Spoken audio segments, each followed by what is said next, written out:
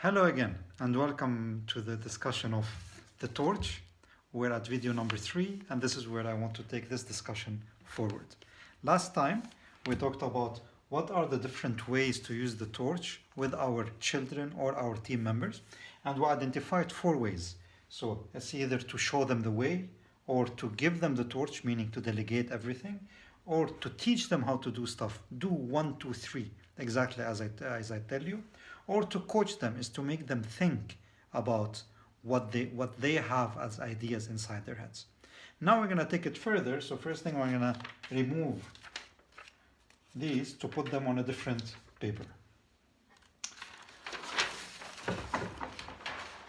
Why the different papers? Because the question of today is, do we do these things randomly, or we're actually planning to get at a certain objective? And the answer is, we do it intentionally.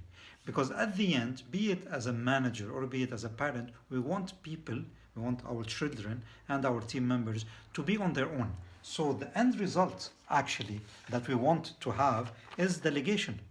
And that's the end of the process. The last step, ideally speaking. And going back to the first step is really bringing some kid or bringing it our child or bringing it a new team member and trying to teach them how to do things because they don't know how to do it. Be it because they're new to the company, new to the position, or fresh graduates, for example, okay? Which is teaching.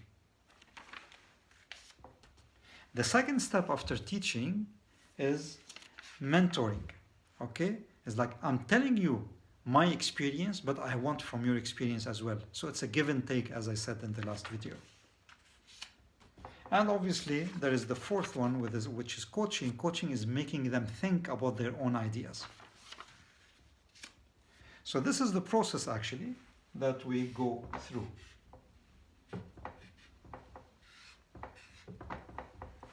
Okay, but why? Why is that important? And what's the risk if we don't follow this process? So let me give you a couple of examples about people who went from teaching to delegating pretty fast and what happened.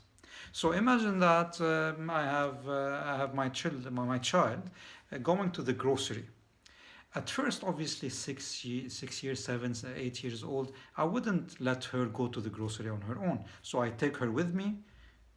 Everything needs to be done the same way that I want her to do stuff. I tell her, ask the gentleman this, pay like that. And then she tells me, okay, maybe I should do it different. I tell her, no, don't do anything except the way that I'm telling you how to do it. Okay? And then I keep doing it. 10 years old, 11 years old, 12 years old, etc. And then another person will come and tell me, Amr, you need to let her go. I mean, she will always be dependent on you, on the way that she walks in the streets, the way that she talks to people. I tell her, no, she's not ready. And on, 13, 14. And she's being frustrated because she's not having her own way to do things. But I am very happy because I'm protecting her. One day, I decide that, okay, I want to actually listen to my friend. And I tell her, okay, you know what? Go on your own. She goes on her own. And actually, most probably, she's going to make some mistakes. Why? Because she's not ready.